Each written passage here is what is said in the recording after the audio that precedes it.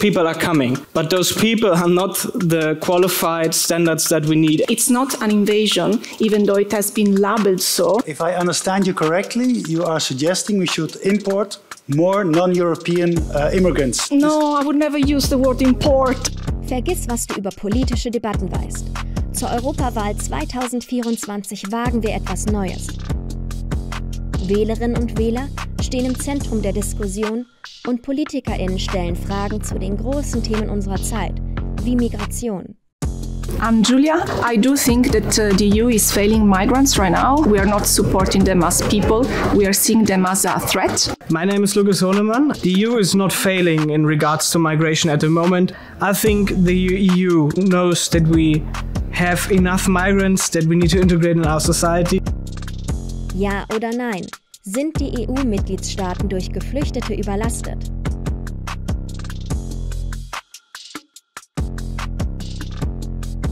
Migrants are, of course, have tragic backgrounds, and when debating this, we cannot think that these are just numbers on an Excel spreadsheet. They are human beings. But at the other hand, we as Germany especially face dire situations, economic degrowth, and almost half of the money we have as a federal nation goes into social systems. And we are at our maximum capacity in this regard, not starting to talk about our society.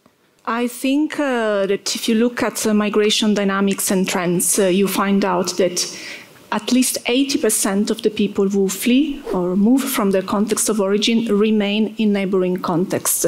That means that only a very small portion of those fleeing the regions and countries come to Europe. It's not an invasion, even though it has been labeled so, often to elicit fear and often just before the elections. The numbers that are coming, first of all, are totally manageable if they are shared. Second, if we look at capacity, we still have capacity, not only in terms of reception centers, but also in terms of houses. And I come from a context where many apartments are empty. If we look at jobs, we have massive labor gaps in many of our societies, not only Italy, not only Germany, but across the EU. We need not only from a human perspective, but we also need more workers. There is a drop in fertility rate, the population is aging, and we have a small, manageable number of people that are willing to come to our society and help us. Where is the problem? It's not rocket science for me. All right. First of all, I haven't talked about invasion. That's like some conspiracy kind of thing. That's not the topic today. So first one out. Second one, you were talking about we have a dire situation of people not finding enough houses, enough possibilities to live in the cities they are studying. So we have, at least in Germany, huge problems with housing. Might be better in like this more landish kind of countries. And the third thing is, yes, people are coming. But those people are not the qualified standards that we need, and education is very expensive. When I was in, I think it's called high school, I was like a substitute teacher to German courses. And I was for refugees, and I did it very happily. It was a great time and good people, but they were coming here unable to read, unable to write. And it was a huge task to get them to start learning language, and a huge task to start them to learn German. So it costs a lot of money to like make these people educated enough to get like the highly specialized jobs we have. We don't only need the highly skilled.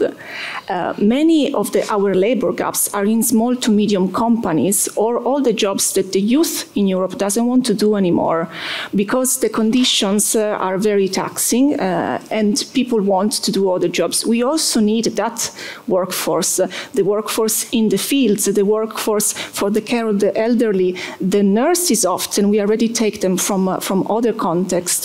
So we need those people, and the fact is that if we don't include them well in a structured way, these people will arrive, but they will work with criminal networks, because if we don't offer them a way to properly learn the language, learn also how it works in our society, become just normal taxpayers as we are, contribute as they can in our societies, who is going to profit of them?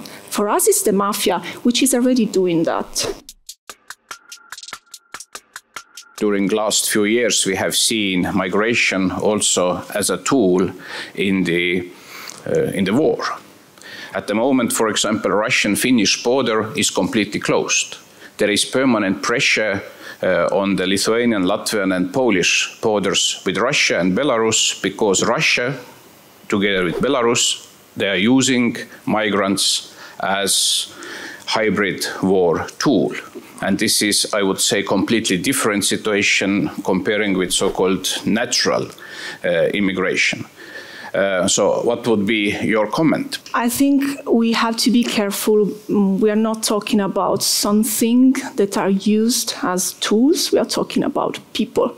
I've been to the places which you are mentioning, and I've seen people dying. I've seen families left in the woods, in no man's land, with no one supporting them. I've seen our NGOs not being able to provide food or healthcare there. So the fact that some dictators or some governors in some countries use people for their own interest, it is a problem. I agree with you. So probably we should use our diplomatic skills and the sanctions or whatever you guys have to convince them to change course, first of all. Second, yes, they use it in migration instrumentally, but maybe we can get better at that. We keep dealing with migration with an emergency and securitization approach instead of, for example, create limited, structured, safe and legal pathways so other people cannot use them and put them at our borders just to create fear, to which we cannot, by the way, cope well, we've seen. If I may comment on that, yes, of course, the tragedies are real, but we cannot oversee the fact that Belarus was using migrant warfare, I would call it, in 2021. Erdogan in 2020 was using it. Morocco did use it in 2021. It's a tool for them. So we need to, as a European Union, make clear that we are not up to their games. We need to deal with these people. It's a problem that we need to talk to dictators or people who are not democratic, but for the sake of the people, we need to talk to them so we can make it as humanly as possible. So, as you probably observed, also in Germany, also in Netherlands, in the last time you observe growth of influence of right-wing parties. Yeah. So, what are the main reasons you think why it's so? It's a good question for me because I'm doing my PhD in extremism research. So, to make it simple, if you look at today, as we are sitting here, the German statistics on crime are being released. They are up 5%. Knife-related crimes are rising, and 41% of the crimes committed in Germany are committed by migrants. There is a fact, there is somewhat of a danger coming from excess migrants that we cannot integrate, but on the other hand, they are profiting of fear. So what can we do to make a solution for this? First of all, the people who are here, we need to integrate them. Second of all, we need to make clear to our people, political education, that the people who are here are not threats. And second of all, we need to address the core problem that we have unregulated migration that is too much for the civil society to take at the moment. So do you really believe that this will be only a small amount of migrants who would come to European Union? I'm Italian. We had over 30 million expatriates, some of them in the past to Germany as guest workers. Not all of Italy moved to Germany at that point. I don't think everyone will come also because I've met many people in my work as an NGO worker and in several contexts who didn't actually want to come to Europe. They wanted to stay home. We tend to think that Europe is the best in the world, and I'm a European, I love Europe, but people have their homes, they have the communities, they have the societies, they want to stay there. They come here because they have no other way often to survive. They have to provide for their families. Some of them flee from war, from extreme poverty, from desertification and climate change, which again we are a bit complicit of, and then they are forced to come here. All right, Giulia, if I understand you correctly, you are suggesting we should import more non-European immigrants to Europe because we need taxpayers and we have shortage on our labor markets. Is this correct? No, I would never use the word import. That's used for goods, not for people. Let's attract these people then.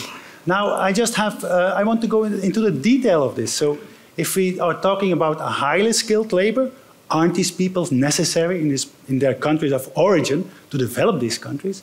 And second, if we are talking about lower skilled labor, at this moment, the reality is that in my country, Belgium, 50% of non-European migrants are not working at all.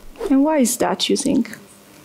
Because they don't have the skills to work in our highly developed Or because economy. they don't have access to the labor market. Because we've seen something very similar in Italy, where we have over 300,000 people that are irregular in the territory. No documents means no access to job. So we have labor gaps, but the migrants cannot fill them because we don't allow them to. And for what concerns the highly skilled and the lowly skilled, I think we should let people decide for themselves.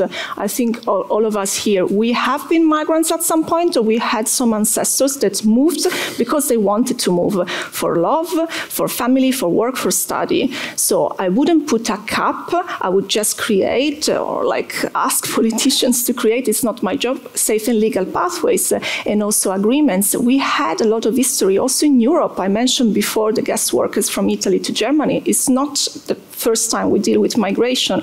It's just that now we are deciding not to deal with it, but just to use it as a scapegoat into elicit fear next to elections. So that's my problem with that. So I can understand like what you're meaning with fear and stuff, but we have what he's saying is partly right. I don't know from which party you come from. It might be like might be from the wrong direction, but what he's saying is partly right. I'm from a small district. It's called Landkreis Kassel, and we are thinking about like a work duty for migrants because we have a lot of them. I think about 60% of the migrants are on social welfare. Yes, I know it's a problem to be able to get the permission to work, but some of them simply are not interested. So we are trying like a different way. If you are here, if you are living on social welfare, then give something back to like the society. We have like a work duty, so you do easy jobs, low skill jobs, and I think that's like one way if the people are here that they have the duty to work, to give back to our social and to our social community. I agree that some people, some migrants hosted in our societies don't want to work, as much as some Italians and some Germans don't want to work, as much as some Italians and some Germans are criminals. I do think, though, that we are risking to create pockets of vulnerabilities and marginalization, whereby by not offering a proper inclusion pathway to people, language courses and so forth, but structured inclusion pathways, we do end up preventing them from really integrating in our societies and then accessing jobs, accessing education, and so forth. And I think that's the problem, where then you have this pocket, this group of people that without a stable home and without a stable job, and that often fell prey of criminal networks, me and you in those situations, we would do the same. It's always up to personal decisions. For sure. So you always have to choose between the right thing to do and to become a criminal. So there's no obligation to become criminal. I'm originally a teacher before I started my PhD, and we're lacking the resources to build good schools. We cannot like comprehend even more money into integrational measures. And it's the key problem in Europe right now is that we have so many problems: war, climate change, education, migration, and it's all pulling from all sides. So we need to prioritize, get our things in Europe straight, and then help the world. I think I'm the only person in this room who's actually a refugee. So point one, about wanting to work. My mother was in the Netherlands for 4 years, and because our status wasn't confirmed by the Netherlands, couldn't work. 4 years she was manic depressive on the couch, wanting to work, but the legal system and the fact that the European systems are so slow did not give her the opportunity. So before we start talking about who wants to work, who doesn't want to work, if there are no clear numbers on it, let's not assume. Second, which is a question, which is about the housing crisis, obviously. A lot of the migrant population concentrates around big cities, partly because those are the cities that want to accept them. How do you kind of unite the fact that smaller cities where you could spread out, and in order to combat the housing crisis in the cities and student cities where you need housing also for students, how do you unify that with the idea that migrants are somehow making it worse when politics are also not helping with that problem? My mother were doing like asylum kind of things for those people, and she said there are a lot of good people, of course, even though I have cited crime statistics, of course those people want to work. We need to get them to work faster. It's an issue and we need to tackle it as Germany, as Europe, as a collective. So that's number one. Second of all, the housing problem. So we have the problem of ressentiments in some parts of Germany, in some parts of Europe. That is because, of course, the people are somewhat afraid of the other. So this is like an underlying problem that that's really hard to tackle. So education at play can also help here. But at the other side, I said it before, like there's this problem that if people come here and we have a lot of issues, a lot of problems that are happening, gang violence, etc., the people lose trust. And third of all, yes, politics at play. So we need a mix out of education, good examples, and good integration, so these people are accepted.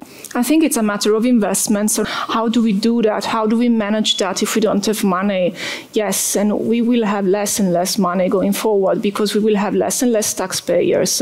So if we decide to prioritize migration as an investment that is valid and useful for the European Union, I think we will see the profit that comes out of that. I'm not saying, oh, let's go and import people. I'm just saying, let's create structured ways so that if someone wants to come, they can do that in an orderly way, in a safe way. And once they arrive, they don't have to wait 4 years, which is a totally normal number of years to wait also in Italy. How would you reason against the argument that migration has always been there? It's a fact of human nature. It's always in the history of mankind, but it's more visible than ever in globalization. Is it not obvious that there is no national answer to migratory flows? There is no national answer to migratory facts anymore, that it takes some further and larger scale of response, to begin with European? First of all, yes, of course, we need European answers to that. And I never questioned that we need European answers. But you as politicians know that Europe is very heterogeneous. It's different countries who have different interests. So at the moment we have problems with the answer that is from all of Europe, because some states maybe in the East say they want zero migration. Germany, of course, says we need some people who are good and are educated. There might be some countries who say they need a lot of migration. So we have different interests and we need to find a consensus. That's democracy, finding consensus to answer that question in general.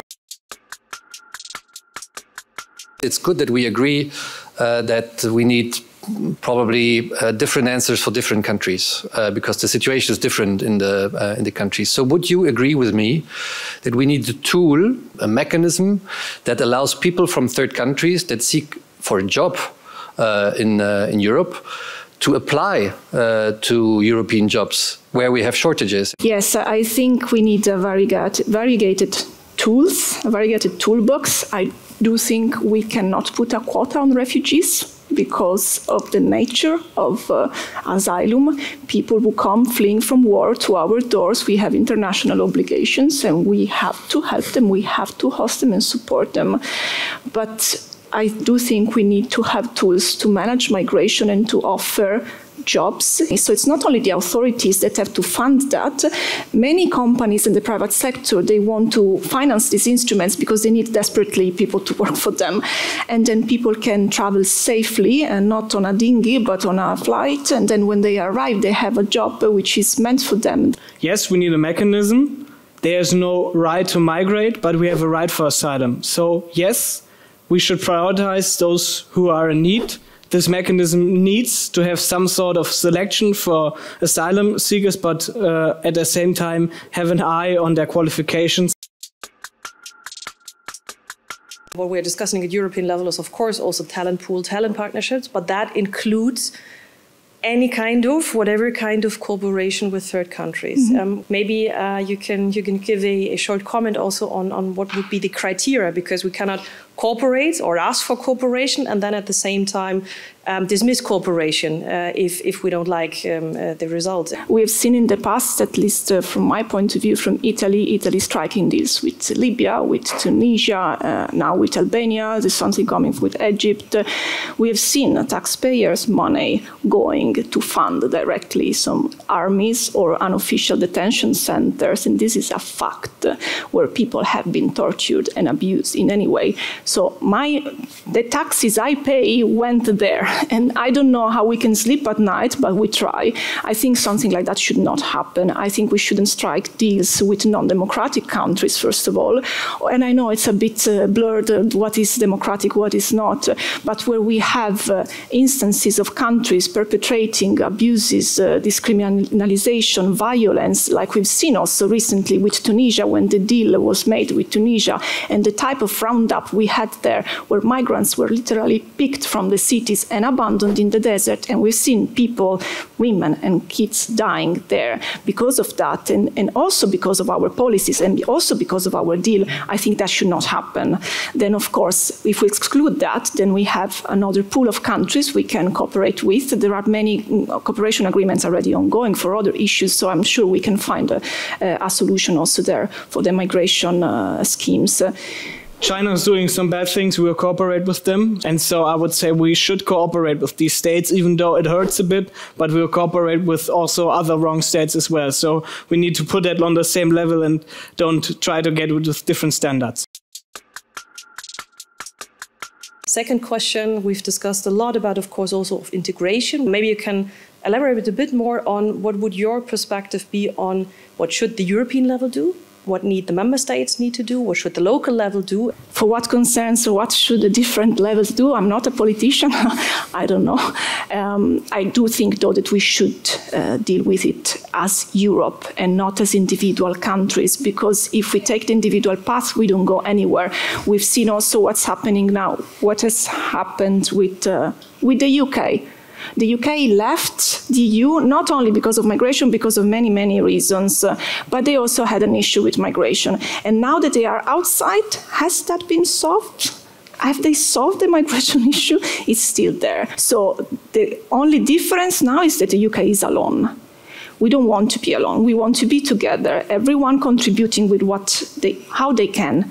For what concerns the national level, of course, then you need specific policies. But then I think your role and of the people here is really to try and provide a collective solution that is linked to these needs, but it also brings us as a collective further. The European Union as a whole should work together. So first of all, European level border security. Very important. European level have like a solution for people to legally migrate into Europe. European level make sure that the conditions in the countries that the people come from improve. And on the national level, of course, like make sure that the ways how the people can get into, if they get here, that they can integrate fast. And the local level who has probably the most pressure, it's like also civil society on the local level. First of all, when Merkel was chancellor in Germany, the federal level funded like the local level. That ran out, so the local level is under big pressure at the moment. So we need some kind of relief there. And in general, like the local level, they are there for like the big part. They're doing the integration. They are doing, at least in Germany, the teaching. They are doing like the social kind of stuff. So they need support in money and manpower. I don't see that in a continent with 460 million people, the number of arrivals are too high. And regarding asylum seekers, if they are in need of protection, fleeing war and persecution, they have to be protected, whatever their qualification is. What do you think is the qualification of those who are arriving? If they get asylum, yes or no? And what do you think are the needs we see within our member states? What I'm trying to say is that, first of all, I agree with my counterpart here, that we don't need like only high-skilled people. And it's a fantasy that people come here and are like perfectly master degree mathematicians or something like that. And no. And I'm just reinforcing that we don't need that. But we need people who do specialized jobs. So if we, for my example, start from people who are unable to read and try to bring them to a level where they do high-skilled tasks, need to communicate, have very different kind of ways in a fast-pacing environment where something evolves quickly, then it's very hard to get them educated to that level. It takes a lot of time, and so this is a problem. At the same time, I said it, we have also manual labor who's lacking workforce, so we need to kind of find a way like to balance things out. I also have a question to Giulia on the question of lack of European solidarity, because you're coming from a country which is a country with an external border of the European Union, and I would like to hear a bit more about what does that make with Italy's Italian society. Indeed, the issue in Italy is quite felt by people, and we have partly a polarized society where some people want to welcome and want to help. There is a lot strong civil society part, and this is also something that characterizes Europe and that we should cherish. But I would want to stress that even though Italy geographically is the context that at the moment and probably forever will be the door to the EU, people who come to Italy come to Europe.